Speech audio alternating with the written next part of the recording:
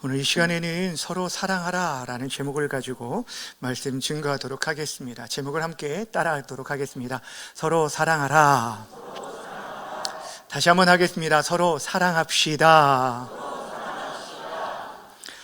우리는 계속해서 매일 성경 묵상을 통해서 요한복음의 말씀을 함께 나누고 있습니다. 요한복음이 크게 두 부분으로 나눈다라고 말씀을 드렸었는데 1장부터 21장까지 가운데 1장부터 12장 그리고 13장부터 21장으로 나눌 수 있습니다. 전반부의 1장부터 12장까지는 표적의 책이라고 보통은 부릅니다. 이 앞에는 믿지 않는 자들을 대상으로 예수님께서 행하신 7가지 표적을 통해서 예수님이 누구신지, 그분이 바로 하나님의 아들 그리스도이심을 가르치는 데 초점이 있다라고 할 수 있다면 13장부터 21장까지는 영광의 책이라고 말할 수가 있습니다. 예수님께서 하나님의 뜻에 온전히 순종하심으로 인해서 그분이 얻게 되어질 그 영광에 대해서 소개해 주고 있습니다. 근데 특별히 13장부터 17장까지는 예수님께서 십자가를 지시기 바로 전에 제자들에게 남기신 고별 설교의 말씀입니다. 그러니까 예수님의 초점이 이제는 수많은 무리에서 그의 소수의 제자들에게 집중하면서 자신이 떠나가게 되고 남길 이 제자들에게 남기신 유언과 같은 그런 메시지가 바로 이 고별 설교입니다. 그래서 여러분들이 13장 이후의 말씀을 읽을 때면은 이 땅 가운데 하나님의 사람들로, 특별히 그리스도의 제자로 부름받은 저와 여러분들이 어떻게 살아가는 것이 참된 제자의 삶인지를 우리들이 깨닫게 되기 때문에 좀 더 관심과 귀를 기울여서 말씀을 우리가 묵상해야 합니다.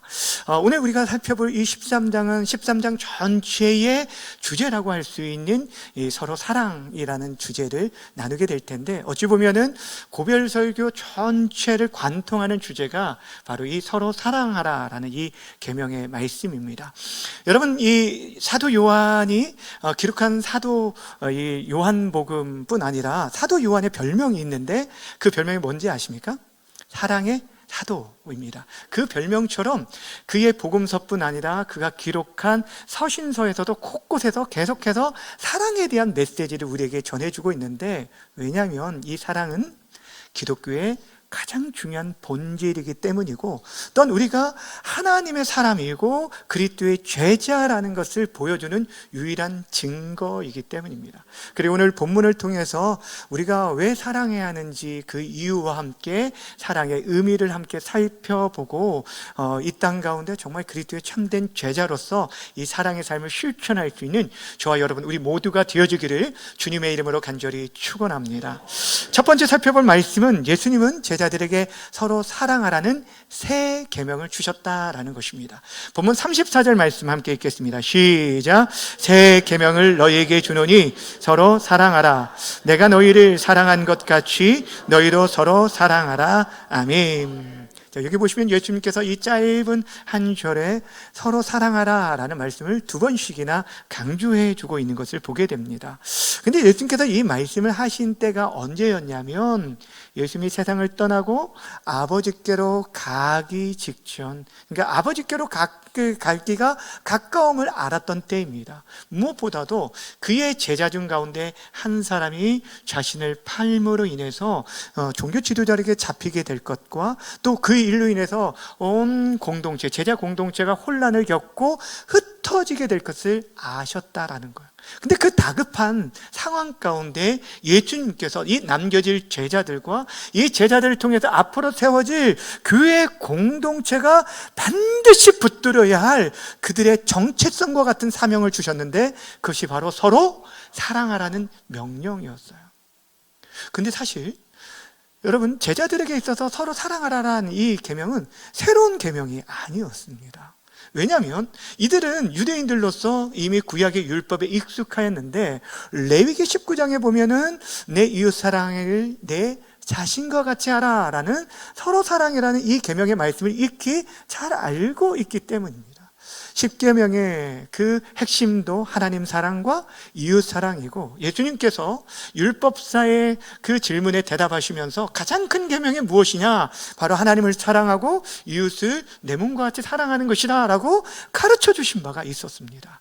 그런데 왜 예수님께서는 이 사랑의 계명을 가지고 새 계명이라고 말씀해 주셨을까요?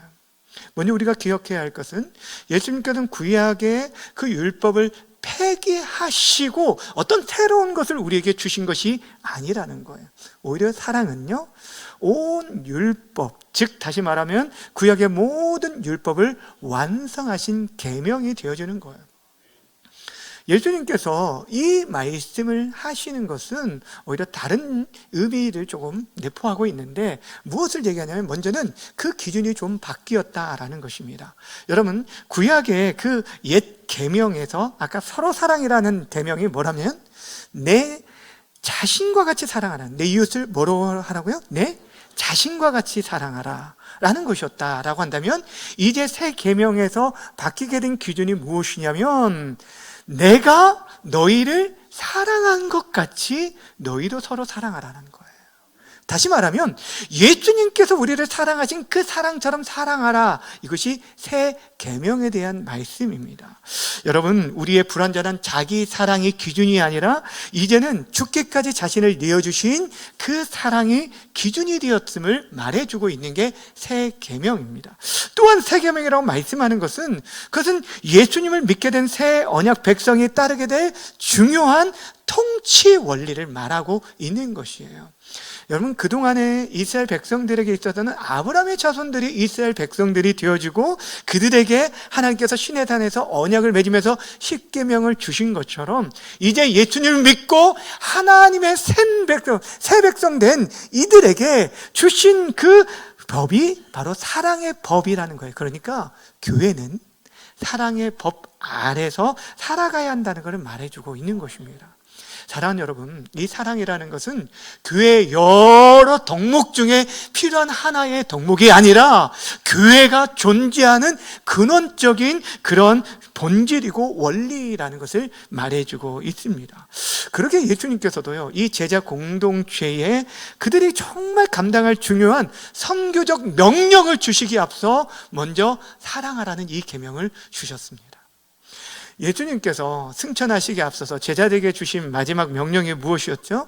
땅끝까지 이르러 내 증인이 되리라는 선교적 명령이었어요. 여러분, 이 선교적 명령이 있었기 때문에 지금 우리에게까지 이 복음이 증거되어진 거 아닙니까? 그런데도 불구하고 지금 이 사명을 주시기 전에 우리에게 무엇을 얘기하냐면 사랑의 사명을 주셨다라는 거예요. 다시 말하면 위대한 교회가 정말 감당해야 할 이 선교적 사명을 감당하기에 앞서 먼저 내 옆에 있는 형제를 사랑하라고 말씀하셨다라는 거예요. 왜냐하면 이것이 근원이기 때문이에요. 이것이 바탕이 되지 않으면 다른 어떤 사역도 의미가 없다라는 거예요. 사도 바울이 고린도 교회에 편지를 하면서 이 사랑에 대해서 얘기하면서 뭐라고 했습니까? 너희들이 아무리 탁월한 어떠한 위대한 업적을 남기고 산을 옮길 만한 그런 믿음이 있다 할지라도 사랑이 없으면 너희는 아무것도 아니라는 거예요. Nothing, 아무것도 아니라는 거예요. 하나님의 사랑에 근거하지 않는 그 모든 사역은 하나님 나라의 관점에서는 아무런 유익이 되지 않는다라고 말씀하셨어요. 그만큼 중요한 것이 사랑이에요. 예수님께서 우리에게 주신 새 계명은 단순히 어떤 새로운 것이 아니라 구약에서 하나님 사랑하고 이웃 사랑하시는 건데, 그 기준이 내 기준이 아니라 예수님의 기준으로 바뀌게 되었음을 말씀해 주고 있습니다. 세상을 복음화하는 거대한 그런 사명을 감당하기 전에 우리에게 옆에 있는 형제들을 사랑하는 것, 여기서부터 시작하는 것이 하나님 나라를 세워가는 길임을 우리에게 말씀해 주신 것입니다. 자, 그렇다면 우리가 두 번째 살펴볼 것은 예수님께서 그의 제자들을 과연 어떻게 사랑하셨는가라는 것입니다. 왜냐하면 지금 예수님께서 내가 너희를 사랑한 것 같이 너희도 서로 사랑하라 라고 말씀해 주셨는데, 그렇다면 우리가 서로 사랑하기 위해서 예수님께서 어떻게 사랑하셨는지를 먼저 깨달아 알아야 한다라는 것이죠. 그렇다면 여러분, 예수님은 과연 그의 제자를 어떻게 사랑하셨을까요? 한마디로 그분은 포기치 않는 끝까지의 사랑으로 저들을 사랑하셨다라는 것입니다. 요한복음 13장 1절에 보면 사도 요한은 예수님의 이 사랑을 이렇게 기록해 주고 있습니다. 함께 읽겠습니다. 시작. 6월절 제자들이 예수께서 제가 세상을 떠나 아버지께로 돌아가실 때가 이른 줄 아시고 세상에 있는 자기 사람들을 사랑하신데 끝까지 사랑하시니라. 아멘. 언제까지 사랑하셨다고요? 끝까지 사랑하셨다. 이 끝까지라는 것은 시간적으로 마지막 때까지라는 의미를 가지고 있지만 질적인 의미에서 완전하게 사랑하셨다라는 것을 말하고 있는 것이에요. 그러니까 예수님의 그 사랑은 제자들, 다른 사람들의 어떤 반응에 의해서 쉽게 변화되는 그런 감정적인 사랑이 아니라 정말 포기치 않는 끝까지의 사랑이었어요. 사실 우리들의 사랑은 굉장히 제한되어 있어요. 내가 좋아하고 내가 마음에 들고 어떤 나에게 뭔가 좀 유익이 되어질 때만 우리의 마음이 열리는 조건적인 사랑일 때가 많기 때문에 조금만 상처를 받아도 우리는 쉽게 차갑게 돌아서는 게 우리의 연약한 한계일 수밖에 없다라는 것이죠. 그런데 우리 주님은 그렇지 않으셨어요.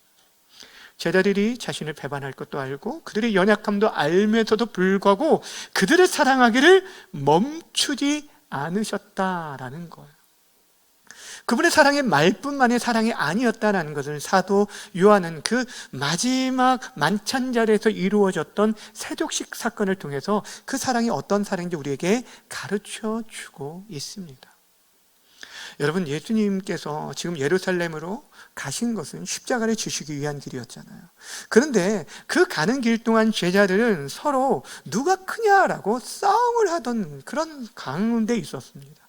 근데 예수님께서 그 만찬 마지막 자리에서 식사하는 중에 겉옷을 벗고 허리에 수건을 두르십니다. 그리고 대야에 물을 담아서 제자들의 발을 하나씩 씻겨 주었어요.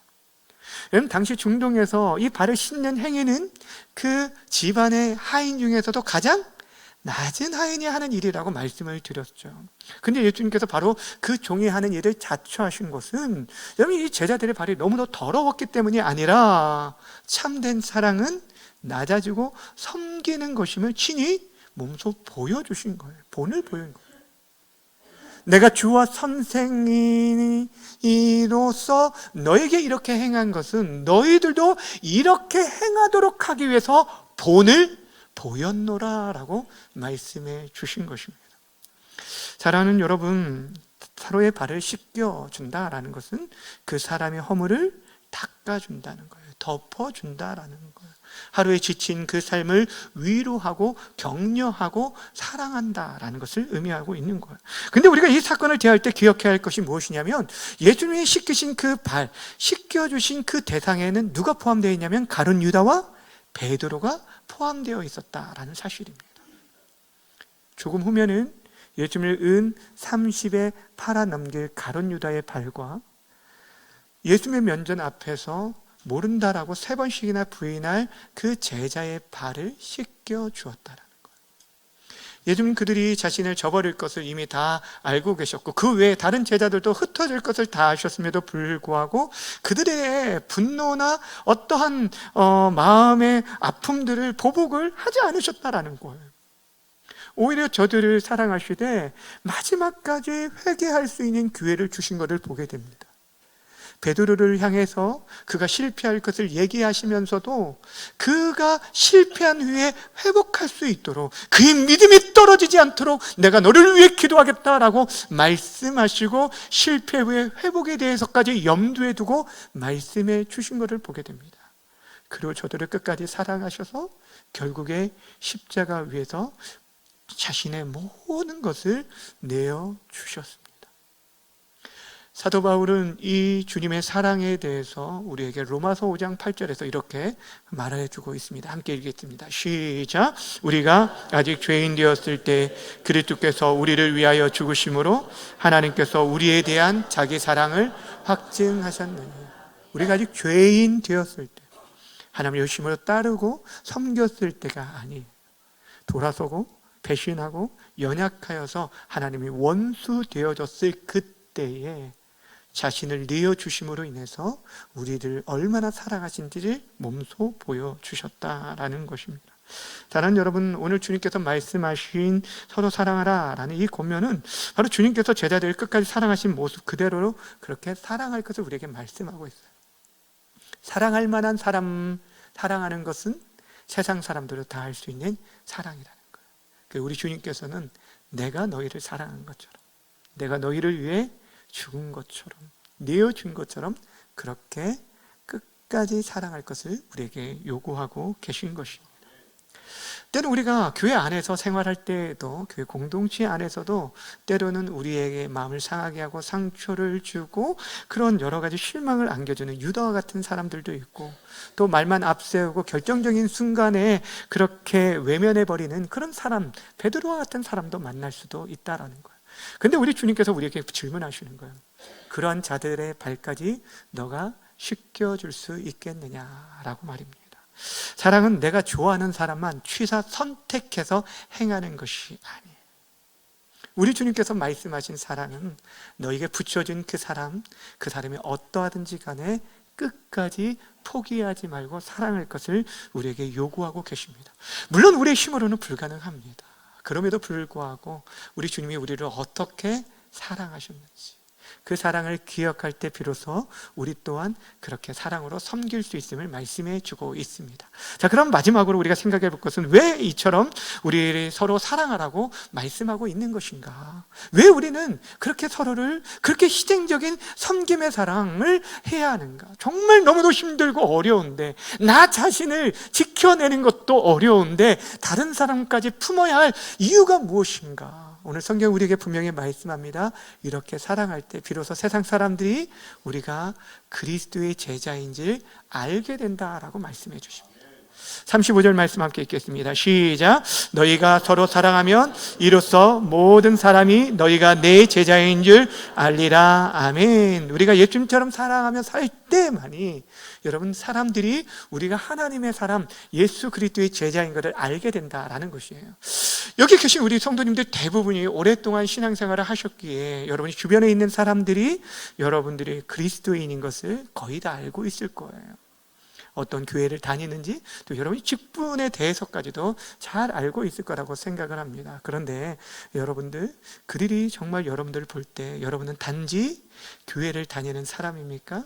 아니면 정말 예수를 닮은 예수의 제자입니까? 우리의 삶 속에서 지금 어떤 모습을 우리가 지금 보이고 있는지 한번 생각해 보라라는 거예요.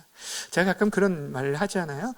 우리 성도님들이 모든 사람들이 정말 저 사람이 그리스도인이라는 걸 좀 알았으면 좋겠다. 막 이름표라도 새겨주고 애들이 그 교복을 입으면 학생인 걸 아는 것처럼 그런 생각을 좀 가끔 합니다.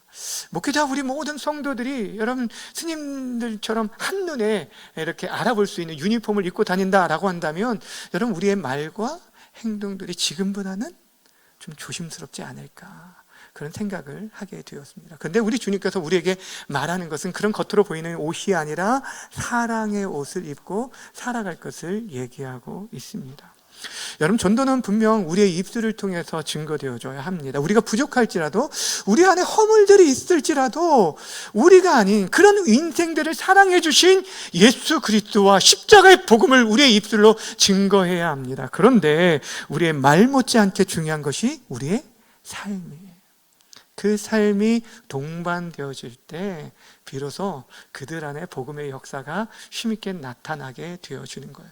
우리나라에 수많은 종교들이 있는데 여전히 지금도 개신교가 가장 많은 프로테이지를 차지하고 있습니다. 약 800만 명이라고 통계가 되어져 있는데, 과연 그 수많은 사람들 가운데 정말 예수님을 사랑하고 그분을 내 인생의 주인으로 모시면서 그분의 제자로 살아가는 자들은 과연 얼마나 있을까? 참된 제자의 길을 걷고 있는 분들이 과연 얼마나 될까? 청년부실에 가면 그 서재 가운데 있는 책 가운데 하나가 카일 아일들먼이 쓴 팬인가 제자인가라는 책이 있습니다. 몇 년 전에 청년들에게 도움이 될 책을 추천해달라고 해서 추천해준 책 중에 하나인데, 그 책의 저자가 뭐라고 얘기하냐면 이 땅에 수많은 사람들이 예수를 믿는다고 말하고 그분을 향해서 열광하기도 하지만 대부분의 많은 사람들이 팬으로서만 예수님을 따르는 사람들이 있다라는 얘기를 합니다. 무엇을 얘기하냐면 팬들도 예수님을 사랑하고 좋아하기도 하고 그분이 행하는 일들로 인해서 막 반응을 보인다는 거예요. 그런데 결정적인 순간에 자신에게 있어서 어려움을 당하거나 희생이 요구되어지면 슬그머니 빠져나간다는 거예요. 그런데 제자는 그렇지 않습니다. 실패하고 넘어질 수도 있지만 끝까지 그 발꿈치를 따라서 그 발걸음을 쫓아가는 자들이 진정한 제자라는 것입니다. 예수님께서 그 허리에 수건을 두른 것처럼 우리도 수건을 허리에 두르고, 예수님께서 원수의 발을 씻겨준 것처럼 우리도 그렇게 살아가고 섬기는 것, 이것이 바로 진짜 제자된 모습이라는 것이에요. 예전에 좀 안타까운 이야기를 들은 적이 있었는데, 아줌마 전도왕으로 알려진 김이나 목사님이 전해준 이야기예요. 어떤 자매가 교회에 갔다가 큰 상처를 받았어요. 그래서 한동안 교회에 출석하지 않았는데 그 사이에 우연히 이단 종교의 전도를 받게 된 거예요. 그런데 어찌나 지극정성으로 그를 섬겨주시던지 이 사람이 이단이라는 것을 알았음에도 불구하고 한번 가봤대요. 너무너무 사랑을 베풀어주길래. 그럼 나중에 그런 얘기를 해요. 이분이 전도를 하는데 얘기를 하다가 더 이상 오지 말라고, 나는 이제 저기가 2단이든 3단이든 상관하지 않겠다고. 내 머릿속에서는 2단에 빠져서는 안 된다라는 것은 알지만 저들이 나에게 주어진 그 친절을 다른 어떤 곳에서 내가 받아본 적이 없다라고 하면서 그곳에 계속 출석하겠다라는 말을 했을 때 너무도 마음이 아팠다라는 얘기를 합니다. 사실 우리가 그런 얘기를 들으면 우리는 통곡하고 회개해야 합니다. 여러분, 진리를 가지고 있지 않는 이단들이 베푼 친절로 인해 수많은 사람들이 미혹되어 넘어지고 있는데, 우리는 진리를 가지고 있음에도 불구하고 우리 안에서 그리스도의 사랑이 나타나지 않음으로 인해서 수많은 사람들이 교회를 등지고 있는 것은 결국에 우리의 모습 때문이라는 거예요. 사랑 없는 우리의 모습 때문이라는 거예요. 사랑하는 여러분, 세상 사람들이 우리에게 관심이 있는 것은 우리들의 교회에서 어떤 직분을 가지고 있는지, 여러분들이 어떠한 훈련을 받고 제자 훈련을 받았는지, 이런 거에 대해서는 전혀 관심이 없어요. 다만 우리의 삶 속에서 예수님이 정말 드러나고 있는지 이것을 주목할 뿐이라는 것입니다. 우리 주님의 명령은 적당히 사랑하라는 것이 아니에요. 내가 너희를 사랑한 것처럼 그렇게 사랑하라는 거예요. 포기하지 않고 끝까지 사랑하라라는 거예요. 사실 오늘 이 말씀은 우리 모두에게 굉장히 무거운 짐이 되어진 건 사실입니다. 저 또한 이 말씀 앞에서는 한없이 작아지고 부족함을 늘 고백할 수밖에 없습니다. 누군가를 정말 사랑한다는 것이 얼마나 어려운지 저는 그 사랑이 부족하고 사랑할 실력이 없는 자인지 누구보다도 잘 알고 있기 때문입니다. 근데 우리들이 이러한 때 우리 베드로를 우리가 한번 생각해 봐야 합니다. 이후에 베드로를 보면 예수님께서 제자들을 향해서 너희들이 다 나를 버릴 것이다 라고 말씀할 때 뭐라고 말합니까? 모두가 주를 버린다 할지라도 나는 주를 버리지 않고 죽는 자리까지 따라가겠습니다 라고 호언장담했던 자였어요. 그런데 하루도 지나지 않아서 예수님의 면전 앞에서 모른다고 3번씩이나 부인한 실패자였어요. 그런데 그런 베드로를 부활하신 예수님께서 찾아가셨어요. 사실 이 베드로의 모습이 우리의 모습이 아닙니까? 어떤 결단을 했어도 무너지고, 우리 어떤 다짐을 할 때도 금세 무너지는 연약한 모습, 베드로의 모습이 바로 우리의 모습이에요. 그러한 실패자들을 예수님께서 찾아오셨어요. 다그치고 책망하기 위함이 아니었어요. 그 안에 정말 주님을 사랑하는 마음이 있었거든요. 그때는 진실이었거든요. 근데 그 마음을 아셨기에 그 사랑의 고백을 듣고 다시 한번 그들에게 사명을 맡겨주셨다라는 것입니다. 그리고 나서 그 사랑을 깨닫고 나서 실패한 자신을 찾아오시고 용납해 주시는 그 예수님의 사랑으로 인해서 베드로가 변화되기 시작합니다. 두려움에 숨어있던 그들이 이제 나아가서 복음을 증거하고, 나중에는 이 복음 때문에 십자가에 거꾸로 못 박혀 순교하기까지 그리스도의 참된 제자로 살아가게 되었다라는 것이에요. 그가 생전에 우리에게 남기진 서신서가 있는데 그 서신서의 메시지 가운데 한 절을 마지막으로 함께 읽겠습니다. 베드로전서 4장 8절 함께 읽습니다. 시작. 무엇보다 달장할지니 사랑은 허다한 죄를 덮느니라. 무엇보다 뜨겁게 사랑할지 사랑은 허다한 죄를 덮느니라. 여러분, 교회는요 완전한 사람들의 모임이 아닙니다. 부족하고 허물 많고 죄인들의 모임입니다. 그렇게 나 스스로도 감당하기 어려운데 다른 사람 품고 사랑한다는 거 거의 불가능한 일이죠. 그럼에도 불구하고 주님께서 우리를 어떻게 사랑하시는지를 알게 되어질 때 우리들이 사랑으로 용납하고 품어주게 되어지는 거예요. 사랑은 여러분 기억하실 바랍니다. 사랑은 말이 아니에요. 겸손히 허리에 수건을 두르면서부터 시작되어지는 것이에요. 바라고 하기는 이 한 주간에 여러분이 거창한 어떤 일들을 행하겠다라고 그럼 결단하지 마시고 여러분이 주어진 옆에 있는 사람들, 남편과 아내와 자녀와 또 여러분의 그 동료들 손 한번 잡아주고 위로하고 격려하고 그들을 위해서 기도해 주면서 정말 여러분이 머무는 가정과 일터와 교회 공동체 안에서 그렇게 참 제자로서 살아갈 수 있는 저 여러분 모두가 되어주기를 주님의 이름으로 간절히 축원합니다.